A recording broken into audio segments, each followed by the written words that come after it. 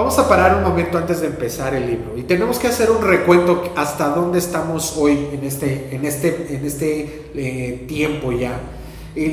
Números es el cuarto libro de el conjunto de libros más importante para los judíos, que es la Torá. La Torá es lo que rige al pueblo judío. Y Números es el cuarto libro, pero no es poco significativo lo que ocurre aquí. ¿Qué es lo que pasa con el pueblo al atravesar el desierto? Pero en Génesis, tenemos que regresarnos un poquito. En Génesis vemos cómo Dios crea al hombre, vemos la creación de Dios en general, la creación del hombre, y vemos la caída del hombre. Y aunque Génesis empieza hablando acerca de la creación de Dios, termina con la caída del hombre. Esto es un hombre muerto. Al final de los días en Génesis vemos el último capítulo, cómo Jacob muere y es enterrado. En Éxodo vemos que después de la caída del hombre, Dios intervino. Dios intervino para salvarnos y nos redimió.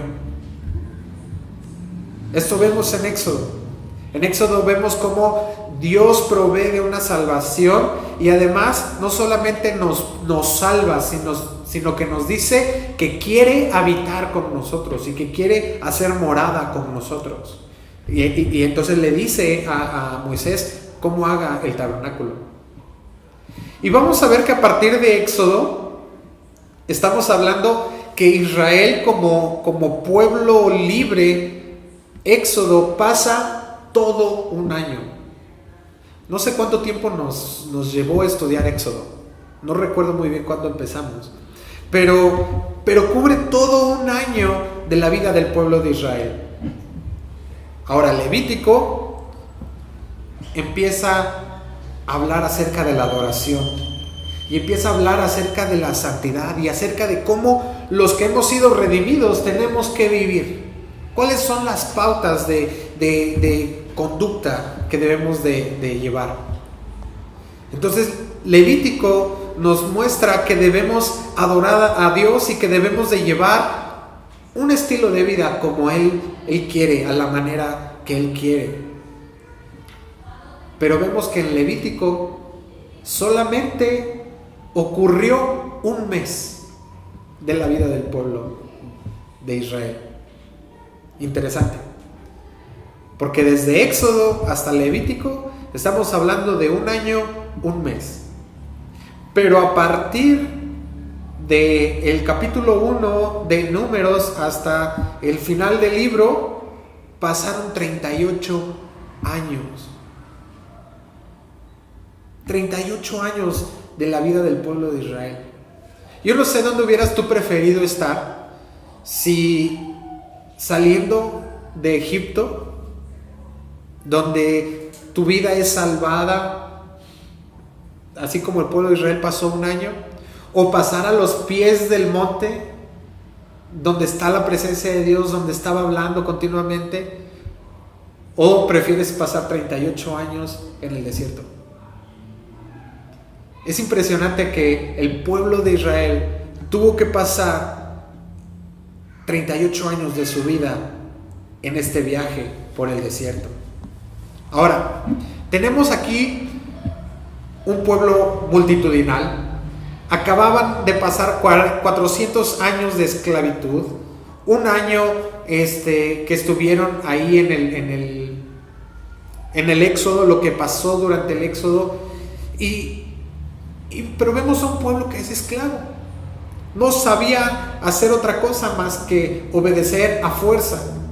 No es que ellos tuvieran una voluntad como pueblo. Ellos lo único que sabían hacer era escuchar al capataz, recibir los azotes y hacer lo que los capataces decían.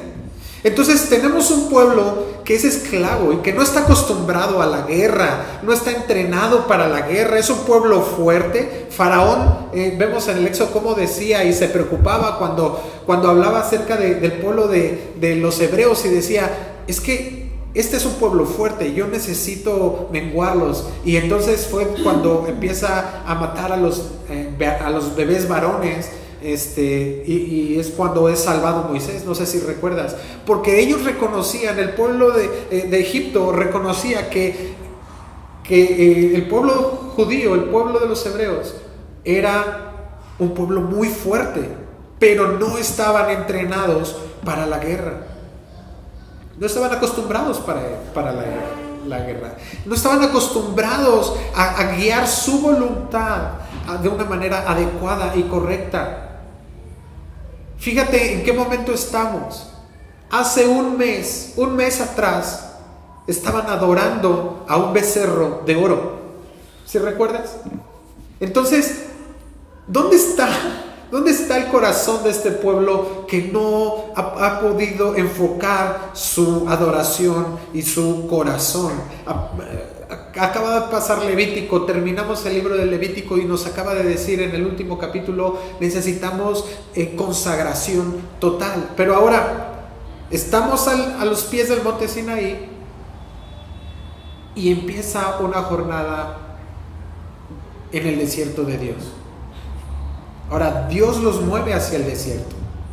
El desierto no estaba, les decía, pensado como un lugar para vivir ahí. Era un lugar temporal. Era un lugar para que pudieran atravesar que pudiera ser solamente un lugar de paso, no para quedarse ahí. Sin embargo, este pueblo voluntarioso no atinó a poner su perspectiva, su confianza, su adoración de una manera como Dios le había dicho. Y justamente el desierto pone eso en perspectiva. Pone en perspectiva nuestra fe. Pone en perspectiva lo que somos. ¿Dónde es que nosotros tenemos cimentada nuestra fe? Ahora yo quiero que te hagas estas preguntas. Cuando tú estás atravesando un desierto, y fíjate, este desierto que ellos atravesaron les pudo haber llevado 11 días, solamente 11 días, y se tardaron 38 años. ¿Cuánto tiempo te gustaría estar en el desierto? ¿Cuánto tiempo te gustaría permanecer? Vamos a ver que Números nos da una visión interesante. Hay que preguntarnos, ¿a dónde nos está llevando Dios? ¿Hacia dónde nos mueve Dios? ¿Qué es lo que tomará el llegar ahí? ¿Qué cualidades debemos desarrollar nosotros? ¿Qué es lo que Dios demanda de nosotros a lo largo de nuestro caminar diario? ¿Sabes qué es seguro? Lo que es seguro es que no vas a salir igual del desierto.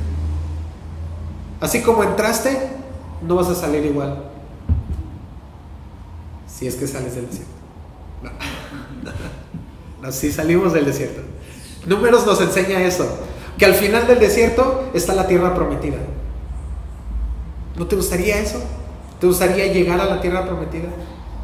Y la tierra prometida en nuestra condición actual es también que nosotros podamos ver, podemos llegar a las promesas de Dios, las promesas que están escritas, que nos dice que también vamos a llegar a una morada que Él está preparando, que es el cielo. A lo mejor para algunos el desierto no es de 11 días, es de más tiempo.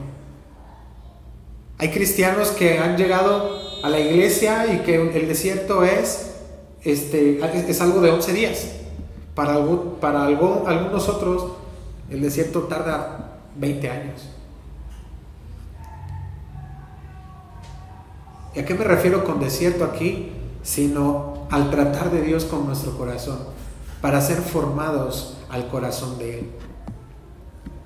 En Levítico vimos cómo a los hijos de Dios se les instruye cómo adorar a Dios.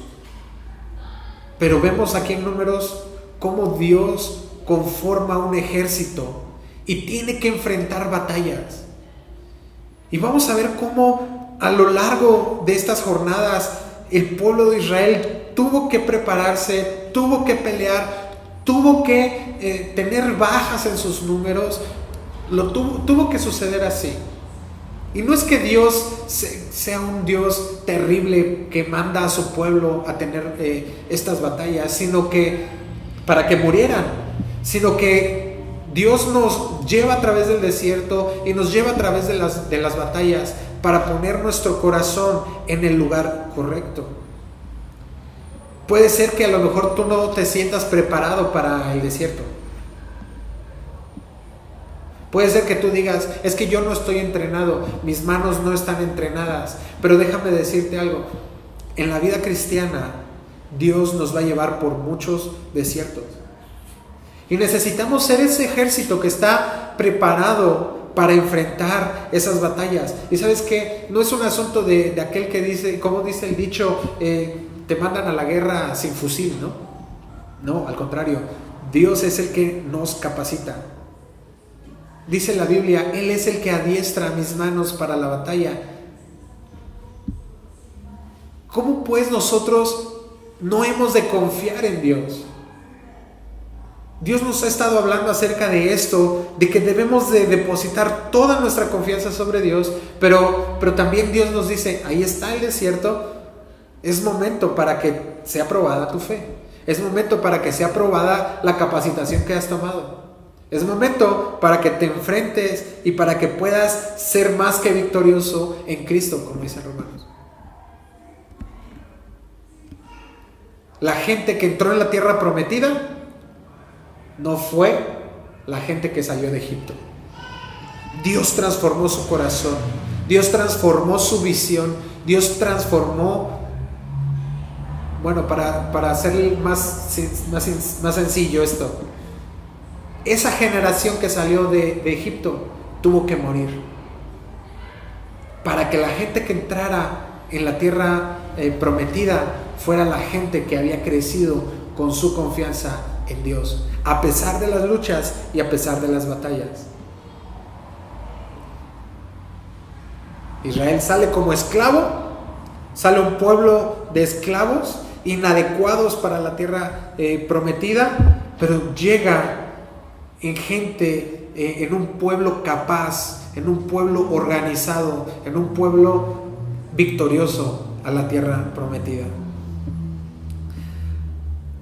Y esto a modo de introducción. Y vamos a ver en el capítulo 1, versículo 1. Y mira, vamos a ir leyendo, pero no nos vamos a enfocar mucho en los números, sino en estos asuntos que se destacan de lo que pasó en este libro. Versículo 1 dice, habló Jehová a Moisés en el desierto de Sinaí. Y mira, qué padre que Dios nos habla en el desierto, que no nos deja solos, que no estamos abandonados. Me gusta la Biblia cuando dice, no los voy a dejar huérfanos, vendré a vosotros. No se preocupen porque haya aflicción en el mundo, yo voy a estar con ustedes todos los días. Yo ya vencí al mundo, yo voy a estar contigo. Qué bueno que Dios nos habla, aunque nosotros estemos en el desierto, que a pesar de que nosotros estamos en circunstancias, Dios nos habla. Pero hay algo bien particular, porque aunque haya el desierto, Dios nos habla en el tabernáculo de reunión. Nos habla cuando nosotros vamos a Él, nos habla cuando estamos en esta comunión con Él, cuando permanecemos junto con Él. Dice en el día primero del mes segundo, en el segundo año de su salida de la tierra de Egipto, diciendo, tomad el censo de toda la congregación de los hijos de Israel, por sus familias, por las casas de sus padres, con la cuenta de los nombres, todos los varones por su cabeza, de 20 años arriba, todos los que puedan salir a la guerra en Israel, los contaréis tú y Aarón por sus ejércitos. Fíjate cómo a través de números vamos a ir viendo que todo es a la manera de Dios. Nada es a la manera que nosotros quisiéramos hacerlo. Dios está especificando cómo es que se debería de hacer este censo, ¿sí? Cuando nosotros atravesamos por desiertos, nos vemos tentados a querer escapar. Y entonces empleamos estrategias. Y nos ocurre lo que le pasó a Jesús en el desierto. ¿Recuerdas cuando él, después de ser bautizado, y dice la Biblia que fue llevado por el Espíritu al desierto? Y estuvo ahí 40 días y 40 noches, y el diablo dice que lo tentaba y le decía: mira, ¿tienes hambre? Pues mira estas piedras que sí se parecen a un bolillo. Si en la mañana tenía un montón de hambre y de repente me dan un bolillo con queso y un chilito, me supo a gloria. Y le dice: Jesús, aquí están unos, mira, es bolillote, échatelo. Y me encanta cómo Jesús, dándonos ejemplo, a pesar de que estaba en el desierto, Jesús le responde al diablo a través de la palabra y le dice: no, es que no solo de pan vive el hombre. Yo estoy en la presencia de Dios, lo estoy disfrutando, estoy siendo llevado por el Espíritu, estoy en el desierto, tengo hambre, sí, pero aquí estoy con el Espíritu Santo. El libro de Números nos dice que la manera de Dios es la manera que realmente funciona. No funciona de otra manera. Números nos da la manera de Dios. Durante el libro de Números, la frase "el Señor habló a Moisés" o algo similar como "el Señor le dijo a Moisés" es repetida más de 150 veces en más de 20 maneras diferentes. Estamos en la presencia de Dios y Dios nos habla aunque estemos atravesando el desierto. Ya te decía, el pueblo era un pueblo esclavo, pero ellos necesitaban contar con un ejército. Estaban viendo la tierra prometida cerca, pero sabían que no iba a ser sencillo. Necesitaban un ejército. Y bueno, la contabilidad que se llevó no fue de mujeres y de niños, sino de hombres mayores de 20 años. Versículo 4. Y estará con vosotros un varón de cada tribu, cada uno jefe de la casa de sus padres. Y estos son los nombres de los varones que estarán con vosotros. Ahora fíjate y pon mucha atención. De la tribu de Rubén, Elisur. Y Elisur significa: mi piedra es el Señor. Cada uno de los nombres de esta sección tienen un significado.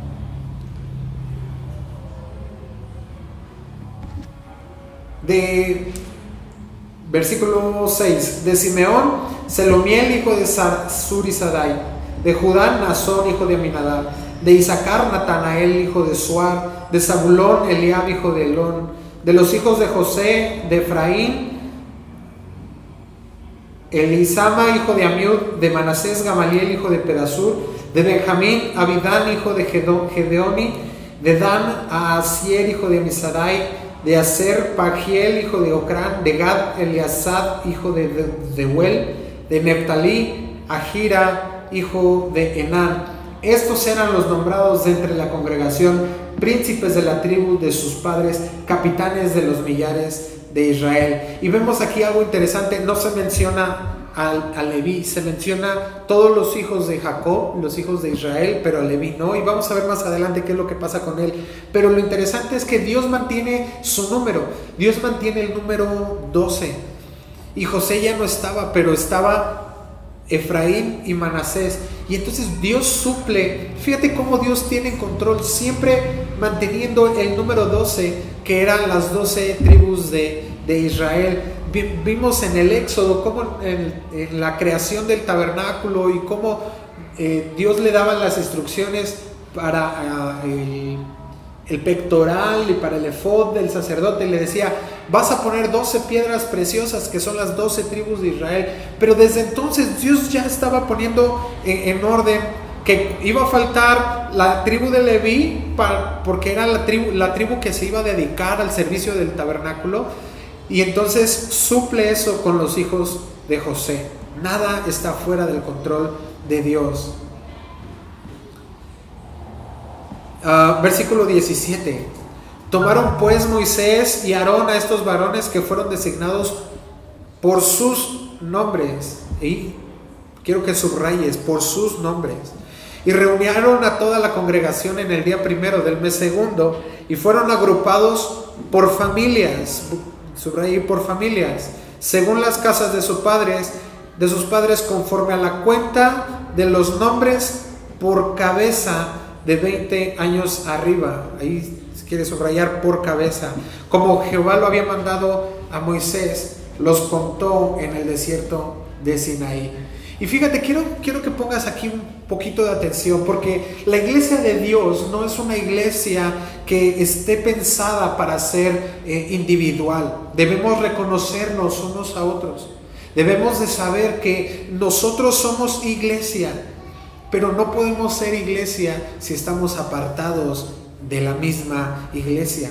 La iglesia no está formada por individuos, ¿sí? La iglesia no está formada por individuos que estén aislados. Somos un solo cuerpo.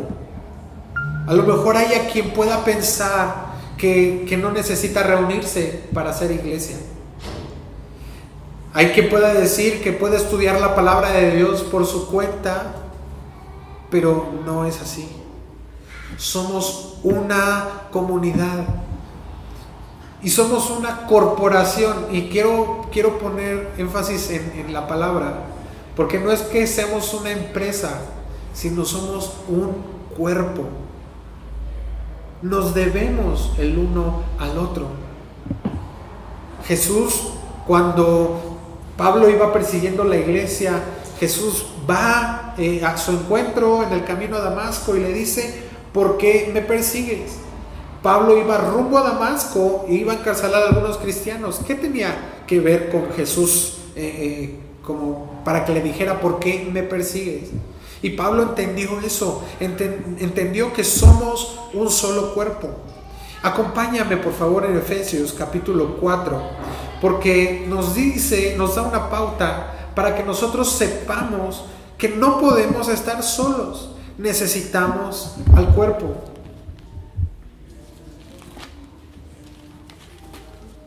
¿Sí? ¿Estás por ahí?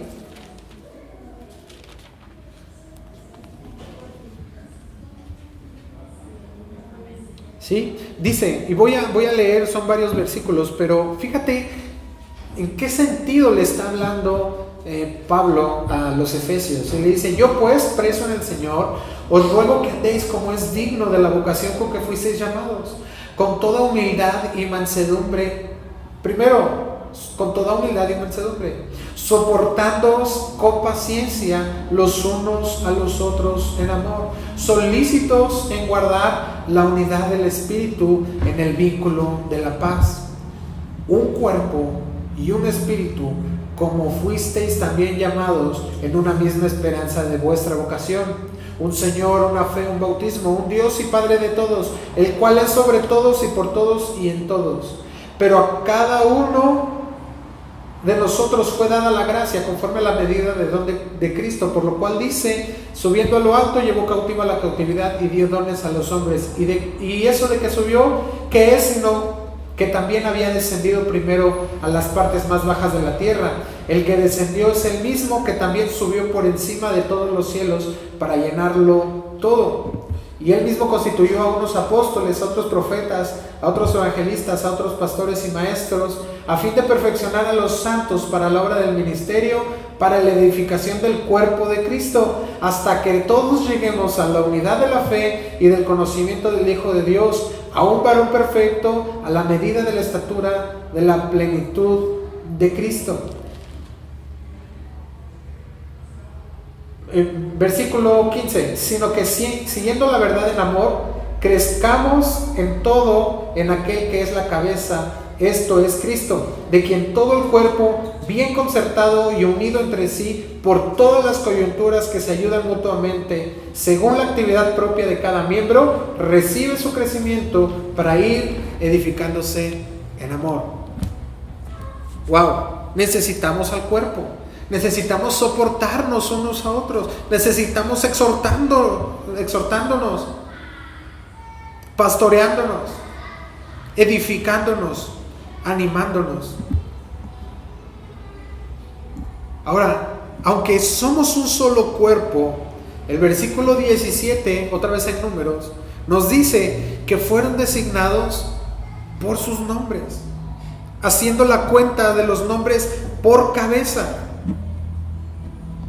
Y es que debemos hacer mención de esto porque no solamente somos un cuerpo y que necesitamos estar conscientes de eso, sino que cada uno con nombre estamos considerados como parte del cuerpo. Qué interesante.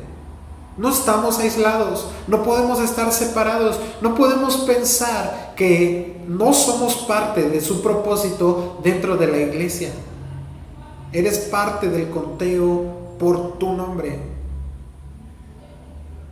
Ahora, no era solamente el montaje de dar un número final, sino era la mención específica por nombre, por familia, por casa, uno por uno. Y era un conteo muy preciso. ¿Sí? Ahora, quiero que nos regresemos, por favor, tantito al versículo 5, cuando empieza a hablar acerca de los príncipes de cada uno. Y dice de Elisur, yo te decía, Elisur significa mi Dios es una roca. En el verso 6, Selumiel significa paz con Dios. En el versículo 7, Nazón significa un adivino.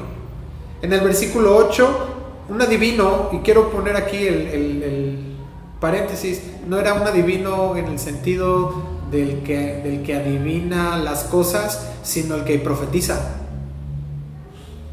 En el versículo 8, Natanael era el don de Dios. Eliab significa mi Dios es Padre. En el versículo 10, Elisama significa mi Dios ha oído. Ahí mismo, Gamaliel significa mi Dios es un recompensador. En el versículo 11, Abidán significa mi Padre es el juez.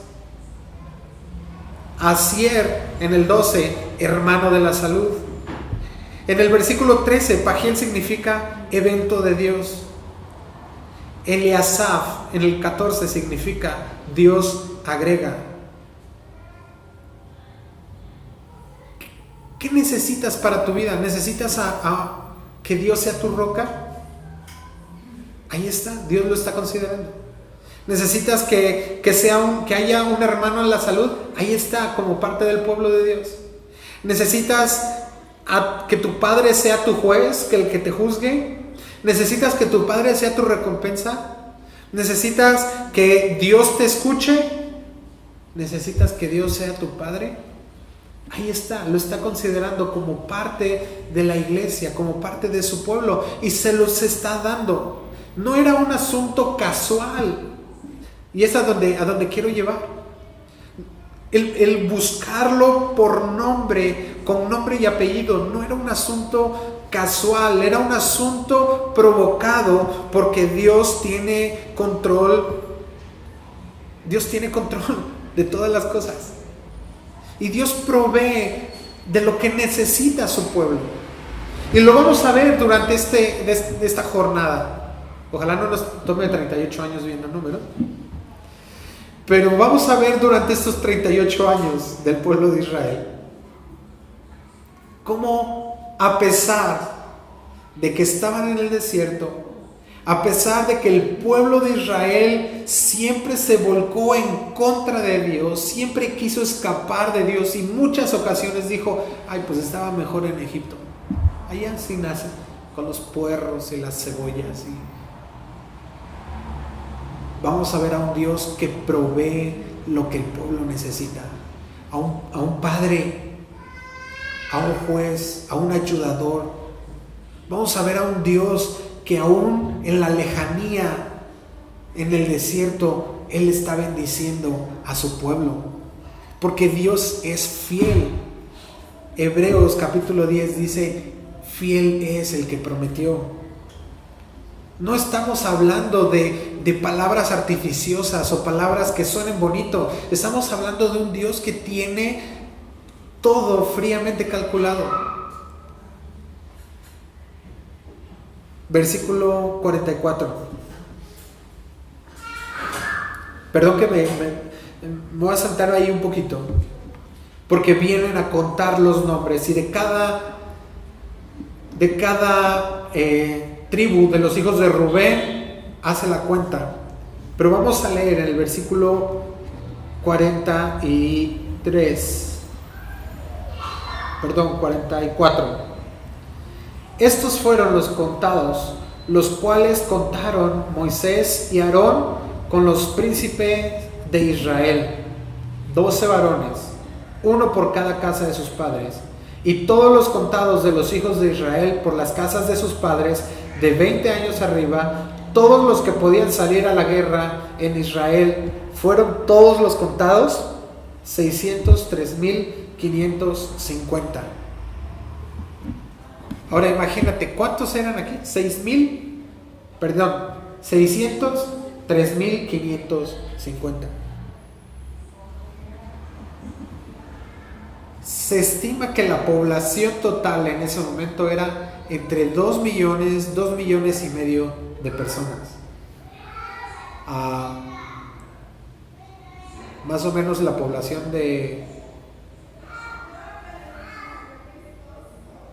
es de Puebla, me parece. ¿Te imaginas esa cantidad de gente a los pies de una montaña?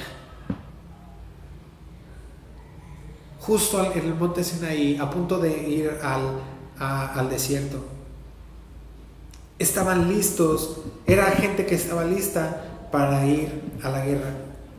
Este primer censo se compara con el que se hizo para entrar en la tierra prometida, te decía. Y vamos a ver que no varía mucho entre la cantidad de gente que tenía una tribu en el primer censo y la cantidad de gente que tenía la tribu para entrar en la tierra prometida. Los números no variaron mucho. Sin embargo, la promesa de Dios de darles la tierra prometida a este pueblo se vio amenazada en varias ocasiones. Estos 11 días que pudieron haber recorrido el desierto, Dios tuvo que corregirlos y Dios tuvo que hacer valer su palabra. Lo vimos en Levítico en varias predicaciones, como Dios decía, es que esto debe ser así, y si no se hace así, entonces mira, yo soy un Dios así. Y Dios no se puede echar para atrás en lo que Él dice. Alguien decía que Dios es muy cuidadoso cuando da una profecía, cuando hay una profecía o cuando hay, porque lo que dice se cumple. Y sin embargo a este pueblo que Dios les había prometido la tierra prometida, válgase la redundancia, Dios se las había prometido, Dios se las quería dar, estaban destinados para eso. Pero durante ese trayecto del desierto, Dios tuvo que corregirlos. Tanto fue así que Él dijo, voy a andarlos trayendo por el desierto hasta que esta generación, la generación que había salido de Egipto, que no tenía su corazón puesto para Dios, hasta que esa generación muriera. Dios le dice a Moisés, ninguno de ustedes va a entrar a la tierra prometida. El mismo Moisés, vamos a encontrar con que el mismo Moisés tuvo un arranque emocional y dijo, bueno, se los dejo ahí en suspenso. Y Dios le dijo a Moisés, ¿qué crees? Tú tampoco vas a entrar. Y el único que le permitió entrar fue a Josué y a Caleb, unos espías que tenían la visión de Dios, que tenían el corazón dispuesto para Dios. La tribu de Leví no fue contada porque tenía una responsabilidad especial y no era la de ir a la guerra, era de cuidar el tabernáculo y de cuidar las cosas que en ella había. Dice la Biblia que Dios conoce hasta los cabellos de nuestra cabeza. Mateo 10:30 lo dice. Sin embargo,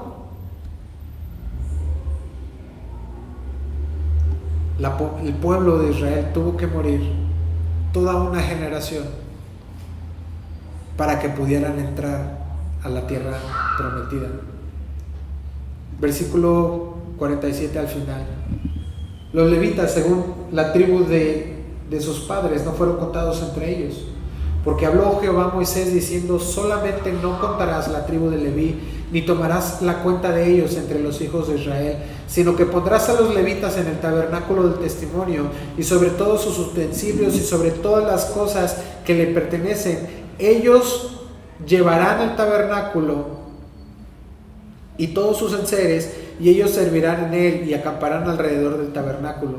Y cuando el tabernáculo haya de trasladarse, los levitas lo desarmarán, y cuando el tabernáculo haya de detenerse, los levitas lo armarán, y el extraño que se acercare morirá.